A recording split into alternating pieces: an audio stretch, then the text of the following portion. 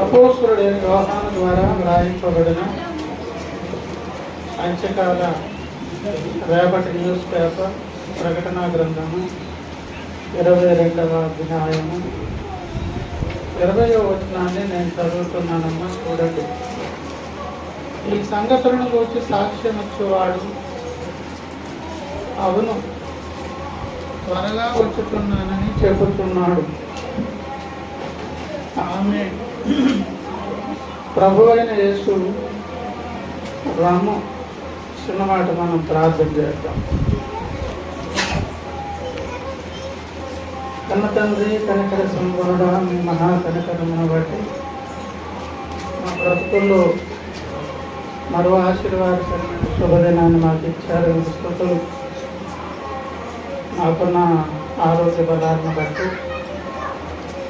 యవన బలాలను బట్టి,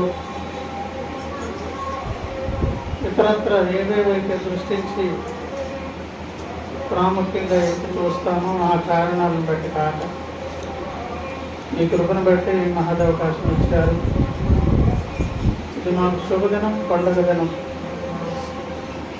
మిమ్మల్ని జ్ఞాపకం చేసుకొని ప్రకటించాలి.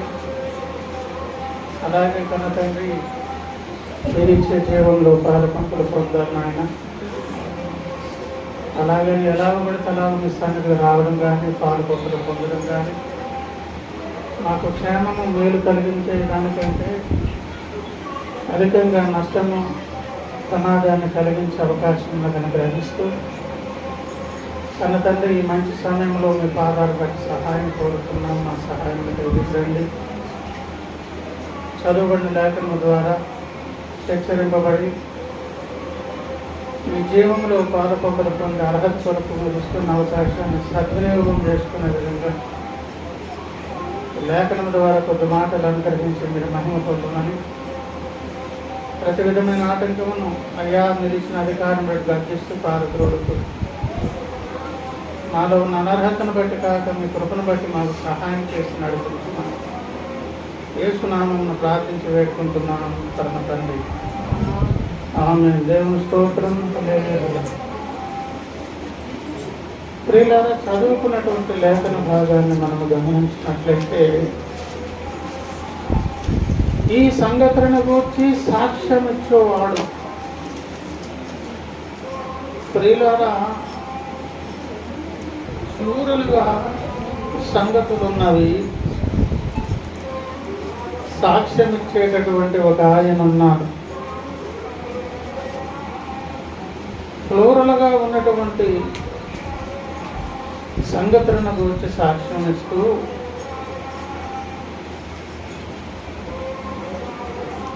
సాక్ష్యం ఇచ్చేటటువంటి ఆయన అంటున్నారు, త్వరగా నేను వచ్చుచున్నాను అని చెప్తూ ఉన్నారు. ఆమెన్ అని ఒక ప్రక్కన ఒక స్వరం ఉన్నది. అని అంటే ఇది దేవుని చిత్తములో జరగవలసిన కార్యము కనుక, దీని కొరకే విశ్వం ఎదురు చూస్తుంది కనుక, ఇది విశ్వక్షేమము కొరకు దేవుడు జరిగిస్తున్న కార్యము కనుక, ఆమెన్ అనగా అవును అలాగే జరగాలి, అలాగే జరుగునుగాక అని సపోర్టెడ్గా అక్కడ ఉన్నటువంటి సమూహము ఏకీభవించేవారు వస్తున్నటువంటి యేసునాథునితో సపోర్టెడ్గా మాట పలుకుతూ ఉన్నారు. ఎప్పుడైతే ఆమె నేను అంటున్నారో, అది వరకు చెప్పిన సంగతి, ప్రకటించిన విషయం, ప్రార్థించిన అంశం ఆథరైజ్డ్గా అధికారికంగా అదేమైపోయింది, అధికారిక హోదాలోకి వెళ్ళిపోయింది అన్నమాట. ఒక సీలు వేసి సంతకం పెట్టి అధికారికంగా దాన్ని ప్రమోట్ చేసినట్లుగా ఆమె నన్ను ఎప్పుడు అంటారో దాన్ని ఏం చేయడం అవుతుంది, అధికారికంగా దాన్ని ముందుకు పంపించడం, నెక్స్ట్ లెవెల్కి దాన్ని తీసుకువెళ్ళడం. తర్వాత ఇంకొక మాట ఉన్నది, ప్రభువైన యేసు రమ్ము అంటూ కూడా ఇంకొక స్వరము కూడా అక్కడ వినిపిస్తుంది. రండి నాయన అంటున్నటువంటి ఒక వర్గం ఉన్నది, వస్తున్నానని ఆయన చెప్పేటటువంటి ఒక ఆయన ఉన్నారు. ఆయనకు ఒక బహుముఖమైనటువంటి పనుల్లో ఒక ముఖ్యమైన పని సాక్ష్యం ఇచ్చే ఆయన అంట. ఆయన ఎవరు? సాక్ష్యం ఇచ్చే దేని గురించి అంటే ఇక్కడ కొన్ని సంగతులు ఉన్నాయి, వాటిని గురించి సాక్ష్యం ఇస్తూ వస్తున్నానని చెప్తూ ఉంటే అవును అలాగే జరగాలి అని వత్తాసు పలుకుతూ ఉండగా రండి ప్రభువా అనే ఇంకొక స్వరం కూడా అక్కడ కనిపిస్తుంది, వినిపిస్తుంది. ఆ దర్శనాన్ని ఎవరు చూస్తున్నారు? యోహాను భక్తులు. ఈ రండి నాయన అన్నవారెవరు? ఏ భక్త సమాజం కొరకు యేసయ్య రావాలనుకుంటున్నారు? ఏ భక్త సమాజం సిద్ధముగా ఉంటే ఆయన వచ్చేస్తే ఈ సకల సమస్యలు పరిష్కారం అవుతాయని ఎదురు చూస్తున్నారు? అలాగే ఏ భక్త సమాజం కొరకు ఆయన వస్తే మాకున్నటువంటి ఈ ఒత్తిడి నుంచి, సమస్యల నుంచి విడుదల పొందుతామని ప్రకృతి కూడా ఎదురు చూస్తున్నది కదా. ప్రకృతి యావత్తు ఇదివరకు ఏకగ్రీవముగా ప్రసవ వేదన పడుతుంది. దేని కొరకు? భక్త సమాజం యొక్క దేహ విమోచనము కొరకు. భక్త సమాజం యొక్క దేహ విమోచనం అంటే ఈ మట్టి దేహాలు మహిమకు మార్చబడాలి. మట్టి సంబంధమైన ఏ ప్రభావము కూడా ఆ భక్తుల మీద పనిచేయడానికి వీలే లేదు. దాని తాలూకా సంగతే అసలు ఇప్పుడు డిగ్రీ చదువుకున్న ఆయనకి, సార్ మీకు ఏబిసిడీలు గుర్తున్నాయి సార్ అని అంటే వాడు కింద మీదకి ఒకసారి పైకి కిందకి చూస్తాయి. ఆల్రెడీ ఆయన ఒక మంచి లెక్చరర్ అయి ఉండి ఇతరులకు విద్యా బోధన నేర్పిస్తున్న ఆయనకి ఏబిసిడీలు గుర్తున్నాయి కదా అని అన్నాం అనుకోండి, వీనికి నెంబర్ 10 ఎక్కి పంపించండి అంటారట. కనుక అస్సలు పట్టించుకోవలసినటువంటి కొన్ని విషయాలు ఎలాగైతే మనం పట్టించుకోమో, ఏమంటే ట్రైన్ ఎక్కే ముందు టికెట్ తీసుకున్నారా అని అడగడం, తీసుకోకపోతే ట్రైన్ ఎక్కుతాం, అవునా కాదు? ఎగ్జామ్కి లేకపోతే ఒక ఉద్యోగాన్ని ప్రిపేర్ అయితే దానికి సంబంధించినవన్నీ కూడా పట్టుకొని అన్నీ తెచ్చుకున్నారా? భూ సంబంధమైనటువంటి సంగతి అసలు పట్టించుకోనటువంటి పరిస్థితి ఈ దేహ విమోచన జరిగేటప్పుడు ఉంటుంది. అలాగూ భక్త సమాజము దేహ విమోచన కార్యం యేసయ్య రాకడలో జరిగిపోతే విశ్వానికున్న సమస్య మొత్తం పరిష్కారం అయిపోతుంది. ప్రకృతి తనున్నటువంటి క్షోభ నుంచి, బాధ నుంచి విడుదల పొందుతుంది. నిన్న మొన్నటి వరకు నేను చెప్పుకున్నాం కదా కథల పని. అదేంటో బ్రదర్, చర్చకు రావాలనిపించింది కానీ రాత్రి చెట్టుపాటు రాలేకపోయాను, లేకపోతే ప్రార్థన చేయలేకపోతున్నాను, ఇంకోటి ఏవేవో కారణాలు చెప్తారు కదండి. అసలు సమస్యలాగే అసలు ఆ పరిస్థితే కనిపించదు అన్నమాట. కంప్లీట్గా వ్యక్తులు ఏమైపోతారు? మొత్తం మారిపోతారు. కనుక ప్రియులారా, ఈ స్వరమెత్తి రండి అని పిలుస్తున్నది ఎవరో తెలుసా? దేవుని సంఘం, దేవుని స్తోత్రం. అంటే మరి సంఘం అంతా పిలిచి ఉంటే అందులో నీవు నేను కూడా ఒక భాగమే కదా. మనల్ని కలిపితే కదా సంఘం. ఇంతవరకు ఆ దర్శనాన్ని చూస్తున్న ఆయన ఎవరు? యోహాను భక్తులు. ఆయన కూడా ఎందులో భాగం? సంఘంలోనే కదా భాగం. ఆయన కూడా బయటే ఉన్నారు. ఇంకా పద్మసు ద్వీపం దగ్గర లంకలో ఉన్నారు ఆయన. అంటే ప్రియులారా, ఆయన చూస్తున్నటువంటి దర్శనం భవిష్యత్తు దర్శనం. రేపు సంఘం ఏం మాట పలకబోతుందో దాన్ని ఇప్పుడు చూశారు ఆయన. ఒక టైం వస్తుంది, ఒక రైట్ టైం వస్తుంది. వ్యక్తిగతంగా ప్రతి విశ్వాసి, సార్వత్రికంగా క్రీస్తు సంఘం ఒక మాట పలుకుతుందేమని ప్రభువైన యేసు రమ్ము, రండి నాయన అని పిలవబోతుంది. ఆ పిలవబోయే భవిష్యత్తు సందర్భాన్ని ఇప్పుడు ఎవరు చూస్తున్నారు? యోహాను భక్తుడు చూస్తున్నారు. కనుక ఇక్కడ ఎవరెవరు ఉన్నారు? సంగతులు ఉన్నది, సాక్ష్యం ఇచ్చే ఒక ఆయన ఉన్నారు, అలాగే రండి ప్రభువా అని ఇన్వైట్ చేసేటటువంటి ఆహ్వానించే భక్త సమాజం ఉన్నది. ఇందులో మనం ఎక్కడున్నాము అది మనం పరీక్షించుకోవడం అన్నమాట. ఇంతకీ ఈ సంగతులు ఎవరికి అంటే అవి మనకే. ఏమిటా హెచ్చరికలు? ఇంతకీ సాక్ష్యం ఇస్తున్న ఆయన ఎవరు? ఆయన ఒక్కరే ఇస్తున్నారా? ఎలా ఇస్తున్నారు? ఈ 3 విషయాలు మనం చూడాలి. సాక్ష్యం ఇస్తున్న ఆయన ఎవరు? యేసయ్య అనుకున్నాం, అవునా? కానీ యేసయ్య ఆ సాక్ష్యాన్ని ఎట్లు ఇస్తున్నారంట అని ఒకవేళ మనం ఆలోచన చేస్తే ప్రియులారా, అదే 22వ అధ్యాయంలో మనము గమనించినట్లయితే 22వ అధ్యాయం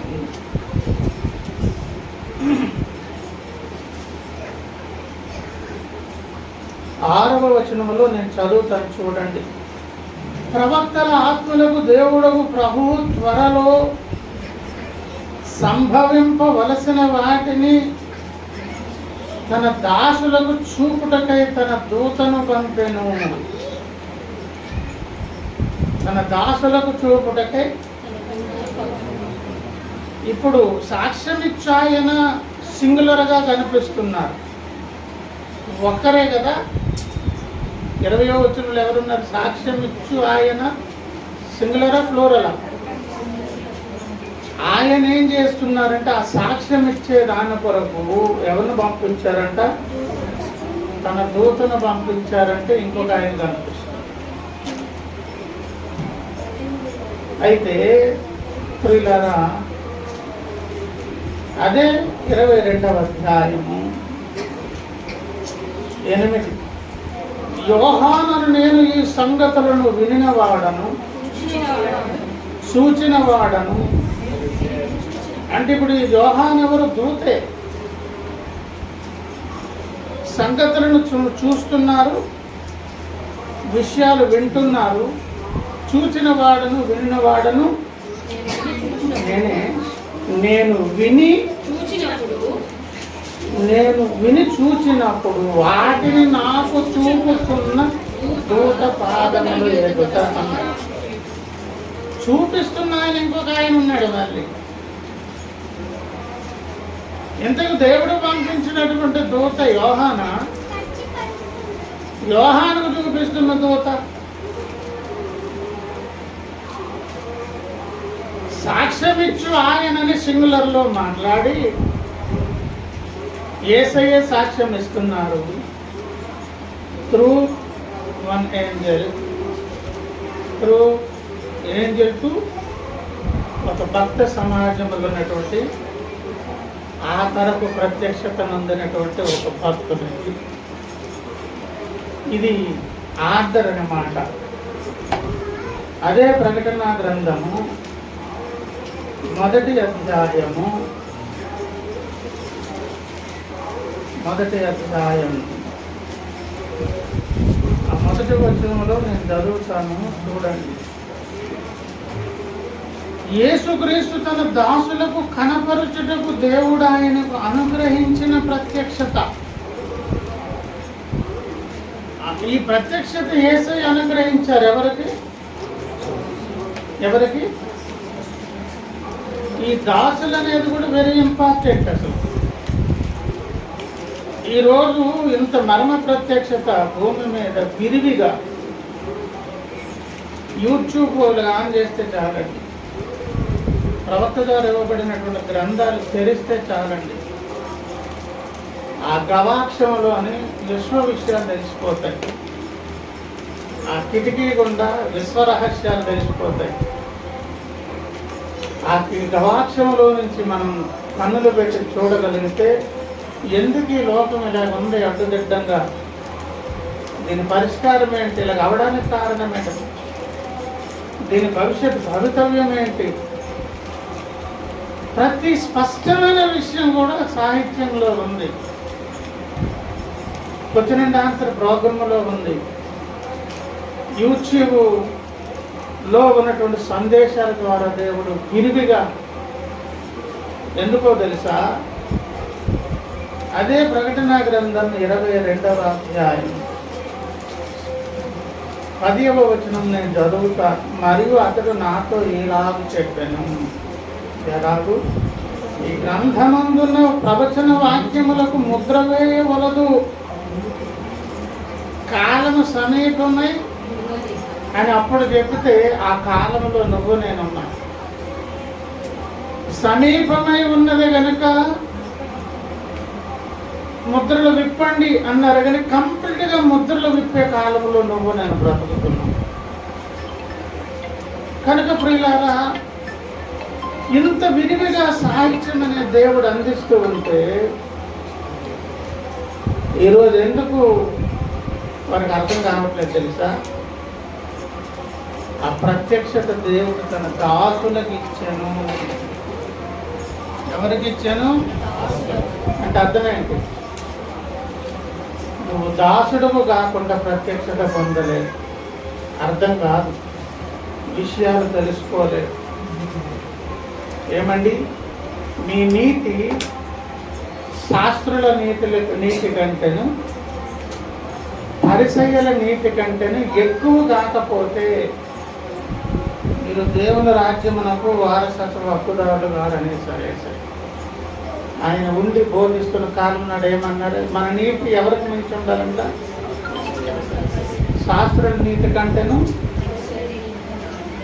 అంటే వాళ్ళు లేని నీతి ఏంటి, మనకు ఉండాల్సింది ఏంటి? వాళ్ళు నేర్చుకోవడానికి ఇష్టపడరు, మార్చుకోవడానికి ఇష్టపడరు, మార్పు చెందడానికి ఇష్టపడరు. మొత్తం అంతా మాకే తెలుసు, మేము చెప్పింది వినాలి తప్ప మీరు no more argument with me or any raise any question అని క్వశ్చన్స్ వేయడానికి అవకాశం లేకుండా చేస్తుంది అన్నమాట. మార్చుకోవడానికి, మార్పు చెందడానికి ఇష్టపడని, నేర్చుకోవడానికి ఇష్టపడి, ఈ లక్షణాలు ఎవరికి ఉంటాయి? దాసుడు అంటే చెప్పింది వినేవాడు, శిష్యుడు అంటే నేర్చుకునేవాడు. దాసుడు శిష్యుడు దేవునికి కావాలి. ఈ ప్రత్యక్షత ఎక్కడున్నారు నా శిష్యుడు, నా దాసులను ఎదురు చూస్తే నీవు నేను దొరికాను, దేవుని స్తోత్రం. కనుక ఇప్పుడు ఆ ప్రత్యక్షత తన దాసులకు అనుగ్రహించి ఏం చేశారు చూడండి. మొదటి అధ్యాయము, ఆయన తన దూత ద్వారా వర్తమానము పంపి తన దాసుడైన యోహానుకు వాటిని తన దూత ద్వారా పంపి తన దాసుడైన, ఇప్పుడు దూత ఇప్పుడు నేరుగా యేసయ్య సాక్ష్యం ఇచ్చే సాక్ష్యాన్ని ఎవరికి అప్పగించారు? దూతకు. ఆయన ఎవరు? దేవదూతకు. ఆయన ద్వారా ఎవరికి ఇవ్వబడింది? యోహాను భక్తుని. ఇప్పుడు యోహాను భక్తుని ద్వారా ఎవరికి అందివ్వబడుతుంది? దేవుని సంఘమునకు. మరి సింగులర్ అని చెప్పారు కదా అంటే, బాబు చేసే పని సింగులర్ పని. బైబిల్ గ్రంథం ఒకటే, రాసిన వాళ్ళు 40 మంది ప్రవక్తలు, కాలగణన 1600 సంవత్సరాల పాటు. కానీ ముద్రించబడినటువంటి గ్రంథం ఒకటే, దాని తాలూకు విషయము, ప్రస్తావన, మెయిన్ థీమ్ అంతా కూడా ఒకటే. కనుక ప్రియులారా, ఇంతకు సాక్ష్యం ఇచ్చా వారు ముగ్గురా, ఒకరా? ఒక ఆయన పేరు యేసయ్య.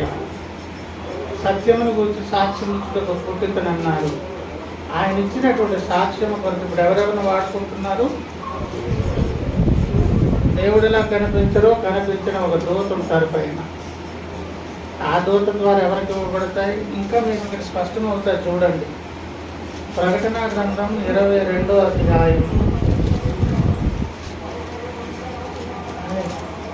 8 చదువుతాను. యోహాను, నేను ఈ సంగతులను వినినవాడను, చూచినవాడను. నేను విని చూచినప్పుడు వాటిని నాకు చూపుతున్న దూత పాదముల ఎదుట నమస్కారము చేయుటకు సాగిలపడగా అతడు, వద్దు సుమి, నేను నీతోనూ ప్రవక్తలైన నీ సహోదరుడితోనూ ఈ గ్రంథమందున్న వాక్యములను గైకొను వారితోనూ సహదాసుడను దేవునికే నమస్కారము చేయమని.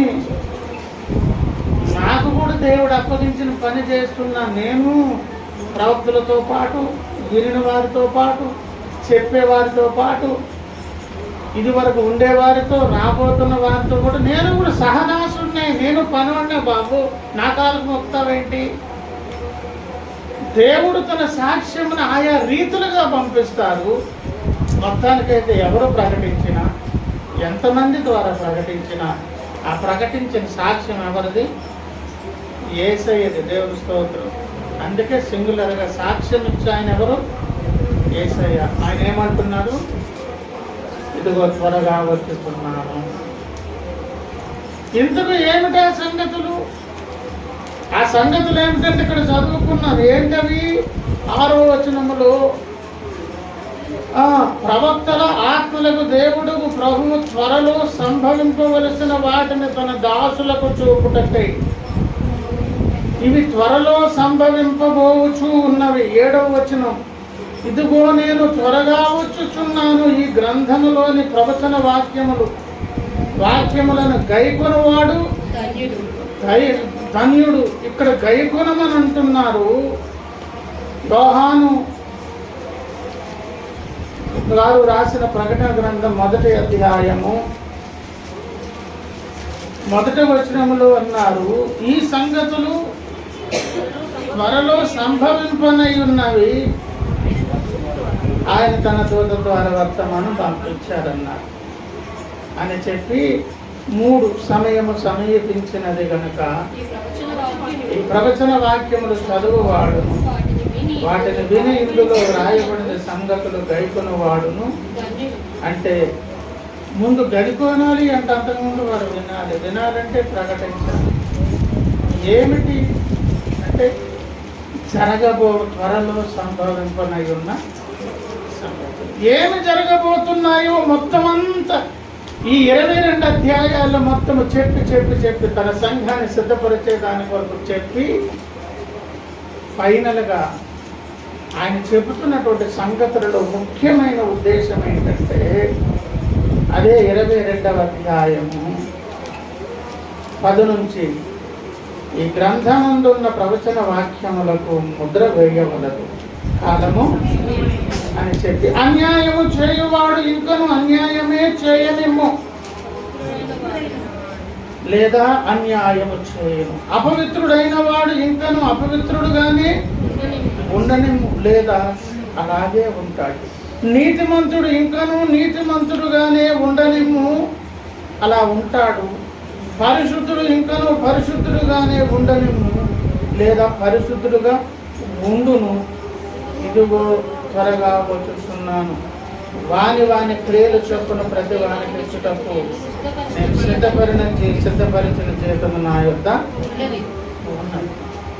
చెప్పబడిన ఎన్నో సంగతులు, జరగాల్సిన ఎన్నో సంభవాలు గత ప్రవక్తల ద్వారా ఈ భూమి మీద జరగబోతున్న విషయాలన్నీ చెప్పి ఇన్ని సంగతులు చెప్పిన తర్వాత ఒక ఏమండి ఫైనల్ అభిప్రాయం దగ్గరకు క్రీస్తు సంఘం 2 భాగాలుగా విడిపోతున్నారు. 22 అధ్యాయాల్లో చెప్పబడిన సంగతులు దానియేలు గ్రంథంలో, తెస్సలోనికయ పత్రికలోను, సువార్తలలోను, ఎన్నెన్ని చిన్న ప్రవక్తల గ్రంథాలలో యెహోవా దినమును గూర్చి, తీర్పును గూర్చి ఎన్నెన్ని సంగతులు ప్రవక్తలు ధర్మశాస్త్రము చెప్పబడ్డాయో అన్ని విని సంగతులన్నీ తెలుసుకున్న తర్వాత దేవుని సంఘం 2 భాగాలుగా విడిపోతుంది. ఒక భాగం అంట అపవిత్రుడుగానే ఉండనిమ్ము, ఉంటాడు. పవిత్రుడుగానే ఉండనిమ్ము, ఉంటాడు అని ఫిక్స్ అయిపోయి ఒక అభిప్రాయం దగ్గరకు వచ్చేస్తుందంట క్రీస్తు సంఘం అనే ఒక ప్రమాదం ఉన్నదని ఒక హెచ్చరిక చేసి అనే ఒక ప్రమాదం ఉన్నదని ఈ సంగతులు తెలియజేసి నేనైతే వచ్చేస్తున్నాను. ఎందుకు వచ్చేస్తున్నారు? కాలము సమీపించింది, కాలం అయిపోయింది, నేను వచ్చేస్తున్నాను అని అంటే, రండి ప్రభు అని ఇప్పుడు ఎవరన్నారు? దేవుని సంఘం అన్నది. అవును, అలాగే జరగాలి, మీరు వెళ్ళాలి. వాళ్ళు కూడా ఆ మాట పలకలేమని రండి ప్రభు అని అనాలి అని ఆయన అన్న మాటకు వత్తాసు ఎవరు పలికారు? అక్కడ ఉన్నటువంటి ఆ సమూహము, దేవదూతల సమూహం. అవును, అలాగే జరుగును గాక, కలుగును గాక అని అన్నారు. ఇప్పుడు మనం చెక్ చేసుకోవాల్సింది ఏంటో తెలుసా? అవును ప్రభువా రండి అని అనగలిగిన గుంపులో ఒకవేళ మనం ఉంటే ఒక లక్షణం ఉంటుంది. ఏముంటుందట? నీతిమంతుడుగా, పరిశుద్ధుడుగా ఉండే ప్రయత్నం అనేది కొనసాగే గుంపు. ఉండకపోతే ఆ రెండింటికి ఫుల్ స్టాప్ పెట్టేటటువంటిది. మన తాలూకా విశ్వాసపు యాత్ర కొనసాగే విధంగా దానికి ఏమైనా చిగుర్లు మొలిచేటటువంటి పరిస్థితి. ఇప్పుడు ఏమండి, నెబుకద్నెజరుకు వచ్చినటువంటి ఆఖరి దర్శనంలో చాలా బాధపడుతూ దానియేలు గారి సంగతి వివరించి చెప్పారు. అయ్యో మహారాజా, ఈ కళ, ఈ దర్శనము, ఈ నెరవేర్పు తమ శత్రువులకు జరిగితే మంచిది, అది మీకు జరగకూడదు. అది ఎలాంటిదంటే, ఒక పెద్ద బ్రహ్మాండమైన చెట్టు, దానిని ఆవాసంగా ఏర్పాటు చేసుకుని ఆశ్రయం పొందుతున్నటువంటి సకల పక్షులు, జంతువులు, ఎంతోమందికి ఆశ్రయంగా ఒక పెద్ద వటవృక్షం ఉన్నది. పైనుంచి ఒక స్వరం వచ్చింది, దాని రెమ్మలు నరికేయమన్నారు. నరికేశారు. ఆ మొదల దగ్గర నరికేయమన్నారు. అక్కడ మొత్తం పీకే మొద్దు వరకు ఉంచేయండి. ఆ వేలుతో పాటు పీకేయొద్దు. వేలుతో పీకేయడం అంటే కంప్లీట్గా లేకుండా పోవడం. మొద్దు ఉంచండి అన్నారు. ఆ తర్వాత 7 సంవత్సరాల కాలం పాటు ఆయనకి బుద్ధి చెప్పేదాని కొరకు అరణ్యంలోనికి ప్రజలే తరిమితే, తెలియకు దేవుడు అనుకుంటే ఏదైనా జరుగుతుంది కదా. ఇప్పుడు మనం అడవికి వెళ్తే ఇవే వెంట్రుకలు, ఇవే ఒళ్ళు, ఇవే ఉంటాయి. దేవుడు ఆయనకి ఏం చేశారు తెలుసా? ఈ గోర్లు పక్షి గోరులాగా మార్చారు. ఈ ఒంటి మీద పక్షి ఈకెల వంటి వెంట్రుకలు దేవుడు రక్షించాడు. 7 సంవత్సరాలు వర్షానికి తడిసి ఎండగండి ఉండాలి కదా. ఒక వింతైన అదో రకమైన జంతువు, పక్షిలాగా మారిపోయారు. ఎవరండి? నెబుకద్నెజరు. ఆ మొద్దెందుకు ఉంచమన్నారంటే, ఆ మొద్దులో నుంచి ఏం పడుతుందంట? మరలా సారం వేలుకు తగ్గుతుంది కనుక లోపల నుంచి మళ్ళీ మొలకెత్తే అవకాశం. దేవుడు తన సమాచారాన్ని పంపించి, సాక్ష్యం ఇచ్చి, అక్కడ సంగతులను వివరిస్తూ, బాబు ఎన్నెన్నో సంగతులు నేర్చుకొని, ఎన్నెన్నో విషయాలు తెలుసుకొని, దేవుని దాసులు కాని వారికి అర్థము కాని సంగతులు దేవుని శిష్యులుగా, దాసులుగా తెలుసుకున్న తర్వాత కూడా మళ్ళీ ఒక ప్రమాదం వచ్చి ఉన్నది దేవుని సంఘానికి. క్రీస్తు సంఘం అంటే ఎవరు? వీరు యేసయ్య రక్తము చేత కొనబడినటువంటి, విమోచింపబడిన, వెల ఇచ్చి కొనబడిన వారే కదా. వీళ్ళు ఏమైపోతారు? అచ్చదినాలు ఒక ఫైనల్ డెస్టినీకి వచ్చి, అభిప్రాయానికి వచ్చి ఆగిపోతారు. ఏంటంట? నీతిమంతులుగా ఉండేది ఒకటి ఉన్నది, అనీతిమంతులుగా, పరిశుద్ధులుగా, అపరిశుద్ధులుగా ఫిక్స్ అయిపోయే 2 గుంపులు. కానీ వేరుకరమైన స్థితిలో ఉన్నవారు ఎవరంటే,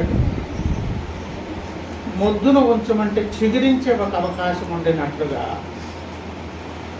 కొన్ని పొరపాట్లు, బలహీనతలు ఉన్నా నేను మేలైన వ్యక్తిగా మారాలి, పరిశుద్ధుడుగా ఉండాలి, నేను పవిత్రుడు కావాలి, నేను దేవునికి ఇష్టడుగా మారాలి.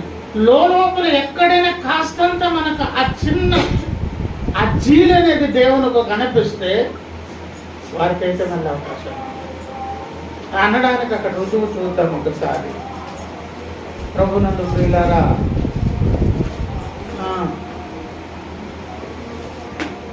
మనం గమనించినట్లయితే 17 చూడండి.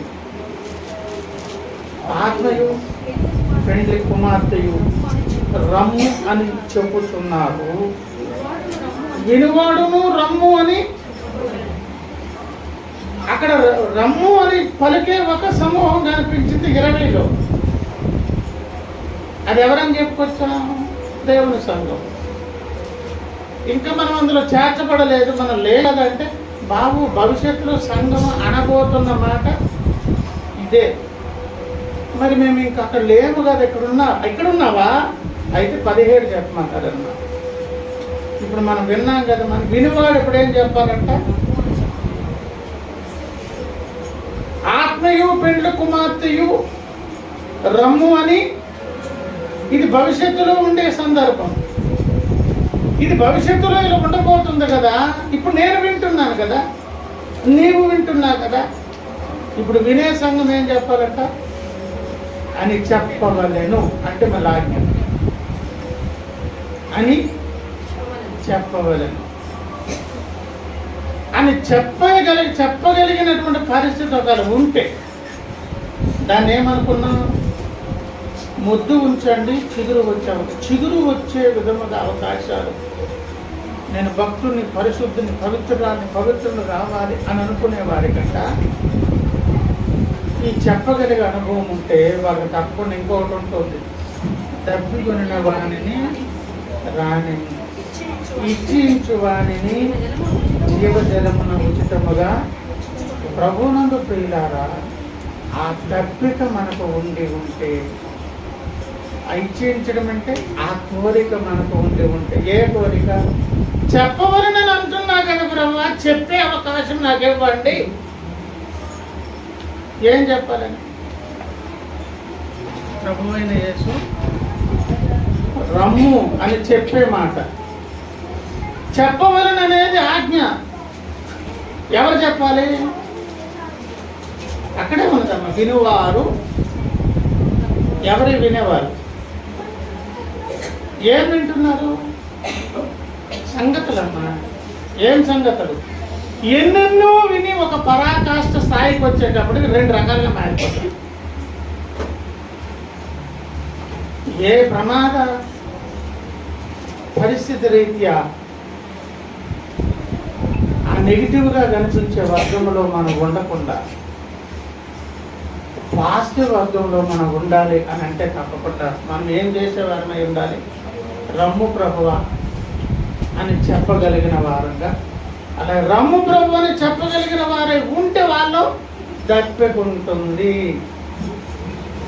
ఇచ్చయించడం అంటే కోరిక ఉంటుంది. ఇచ్చయించి తప్పిక నీకు నాకు ఉంటే ప్రస్తుత పరిస్థితి మీద తప్పకుండా దేవుడు ఏమిస్తారు? జయాన్ని ఇస్తారు. దేవుని స్తోత్రం. లేచి నిల్చుండి పని ఆయన తప్పకుండా ఏముంటుంది? మళ్ళీ అమ్మ అర్థమైతే చెప్పించాలండి.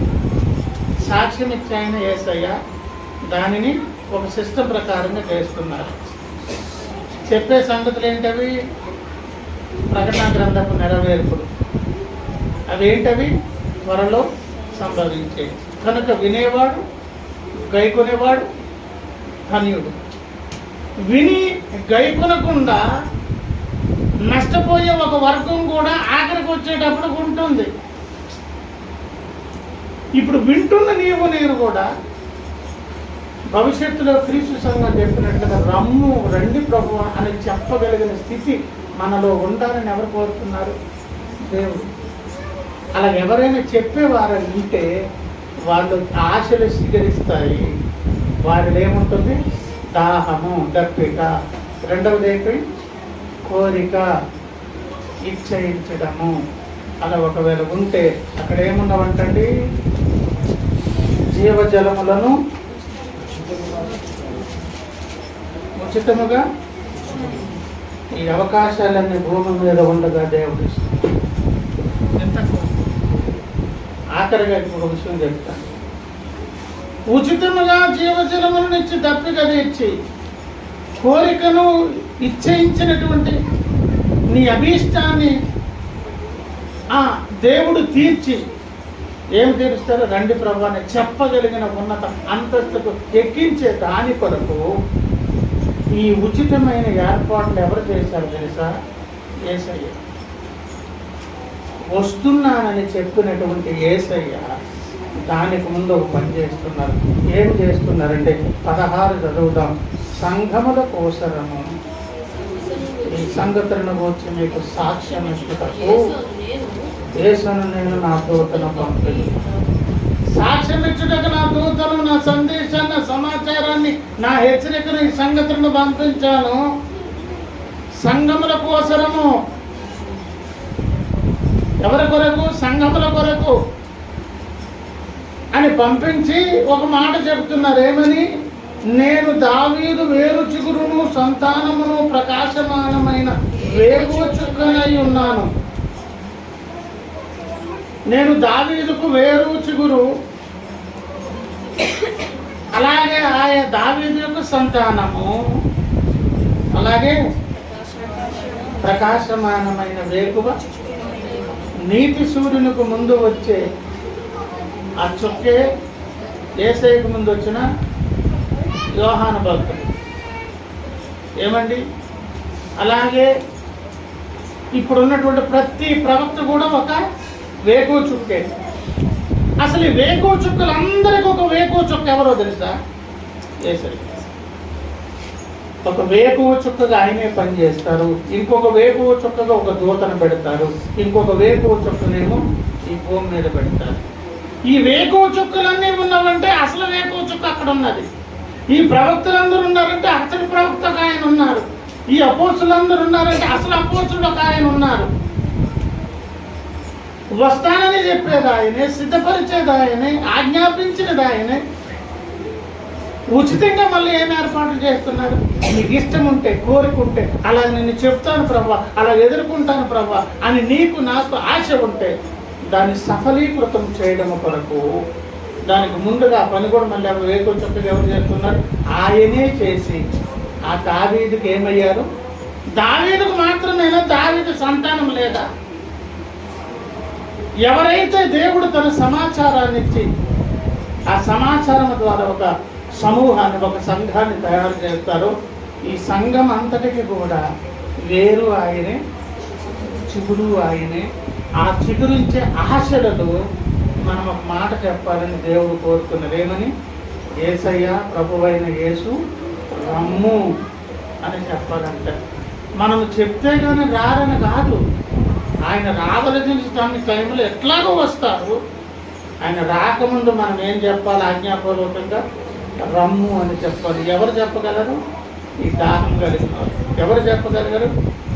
ఈ కోరిక కలిగిన వారు. ఈ కోరికను, దాహాన్ని కూడా సమాచారంలోనే పెట్టి సంధించి సిద్ధపరిచి దానికి మొదలు తుది ఆయనే అయి ఉండి దానికి అనుకూలమైన ఏర్పాట్లు భూమి మీద వ్యక్తి రూపక వరాలను, శక్తి రూపక వరాలను సమస్త ఈవునిచ్చి నిన్ను నన్ను ఒక మాట చెప్పమని పలుకుతున్నారు. ఏంటది? రండి ప్రభు అని చెప్పగలిగినటువంటి అలాగే సిద్ధపరిచి నిన్ను నన్ను ఆ మాట పలికించే దాని కొరకు ఆయన రాకముందే, ఆయన ముందు ఎలా కనిపిస్తున్నారంట? వేకువ చుక్కదమ్మా. ఆయన రాకముందు ఏమొస్తారు? నీతి సూర్యుడు రాకముందు, యేసయ్యకు ముందు బాప్తిస్మం ఇచ్చి యోహాను లాగా రాకముందే సిద్ధపరిచేటటువంటి రాత్రి సిద్ధపడి సందేశం అదే కదా. రాత్రి సిద్ధపడి సందేశం ఏంటి? ఆయన రాకముందు ఇదిగో మూడవసారి వచ్చుచున్నాను, దానికి ముందు నేనేం చేస్తున్నాను? సమాచారాన్ని వ్రాసి పంపిస్తున్నాను. దానికి ముందు 2 సార్లు వచ్చాను. వచ్చిన ప్రతిసారి ముందేం చెప్పాను? రెండోసారి అదే చెప్పాను. 3వసారి కనికరించను అన్నారు. కానీ ఎన్నిసార్లు వచ్చి చెప్పినా కూడా ఏం చెప్తున్నాను? పడగొట్టడం కాదు, కట్టుటకే. కట్టబడాలనే దాని కొరకు కట్టే కార్యక్రమం చేయాలంటే వచ్చే యేసయ్య రాకముందు ఎట్లా వస్తారంట? వేకువ చుక్కల. వేకువ చుక్క వచ్చి చేసే పనేంటి? మలాఖీ గ్రంథంలో చెప్పారు. ఒకసారి చూసి ముగించేద్దాం. మలాఖీ గ్రంథము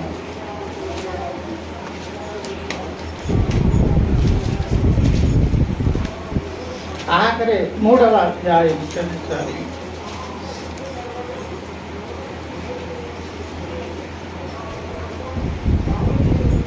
నేను చదివే దగ్గర చూడండి. మీరు వెతుకుచున్న ప్రభువు అనగా మీరు కోరు నిబంధన దూత తన ఆలయమునకు హఠాత్తుగా వచ్చును. ఏసే రాకడ హఠాత్ పరిణామమే. ఏసే రాకడ ఎలాగుంటుంది? కొన్ని గడియల ముందైనా మనం ఎక్స్పెక్ట్ చేయలేం, అంతవరకు ఎక్స్పెక్ట్ చేస్తాం అని చెప్పి 2 అయితే ఆయన వచ్చు దినమును ఎవరు సహింపగలరు? ఆయన అగుపడగా ఎవరు వారవగలరు అని అన్నారు. అంటే వచ్చేటప్పుడు సహించే శక్తి మనకు ఉండదు, వారవలేము, అంటే భరించలేము ఆయన్ని.